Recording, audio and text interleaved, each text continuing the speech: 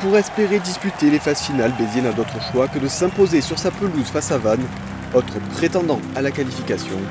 La SBH qui peut compter sur l'appui de son public dans ce rendez-vous capital dans un stade de la Méditerranée survolté. Le ton est donné dès l'entame de la rencontre avec de l'intensité et des Biterrois efficaces sur les rucks. Pénalité suite à ce grattage et de près de 50 mètres, Jérôme Porical inscrit les premiers points du match en faveur de Béziers. Même cause, mêmes effets quelques minutes plus tard avec une nouvelle pénalité obtenue par les Héroltais. Et cette fois, sur les 40 mètres, pas de quoi effrayer Porical qui double la mise. En difficulté dans cette entame de match, Vannes essaie de réagir mais se heurte à la hargne biterroise et le moins que l'on puisse dire, c'est que ça tape dur dans cette rencontre.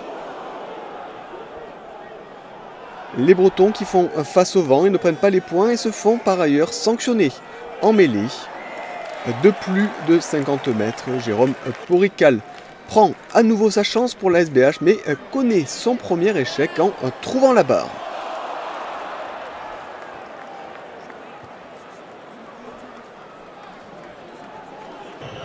Le RCV lui inscrit à ses premiers points à la demi-heure de jeu par une pénalité de Christopher Ilsenbeck. Avant un premier tournant dans ce match, suite au carton jaune à l'encontre de Benjamin Lapère, fautif sur un ruck. En infériorité numérique, Béziers va payer le prix fort derrière cette mêlée. Ilsenbeck trouve Boutier. L'arrière breton profite du travail de Fartas pour feinter la passe et filer derrière la ligne pour le premier essai du match. Vannes qui prend les devants et mène 6-10 après la transformation de son ouvreur. Ilsenbeck que l'on va retrouver à la sirène. Vannes est à nouveau sur les 22 de Béziers. Boutier sème encore le désordre dans la défense héroltaise.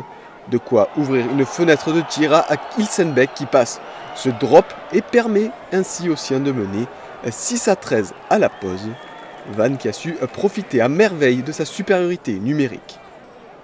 Et cela se poursuit au retour des vestiaires. Béziers est acculé. Boutier voit juste et serre parfaitement Chalmers au pied dans la diagonale pour le deuxième essai de Vannes.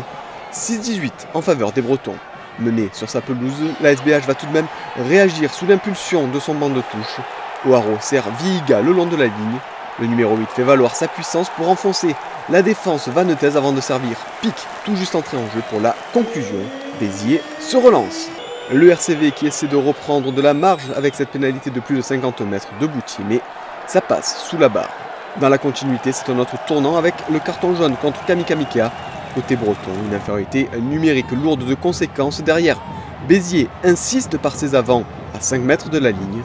Les Biterrois sont dans l'avancée. Si l'effort est collectif, c'est Thomas O'Haraud qui est à la conclusion et qui peut laisser exploser sa joie. Béziers reprend les devants après la transformation. Vannes est une nouvelle fois sanctionné d'un carton jaune et termine le match à 14. Et comme les fois précédentes, l'infériorité numérique se cache dans ce match. Le Moll Biterrois est inarrêtable à 5 mètres de la ligne. Les Vannetais se mettent à la faute et concèdent un essai de pénalité. Mais cette fin de match est folle. Sur le renvoi, les Bretons viennent cueillir le ballon par Cremont.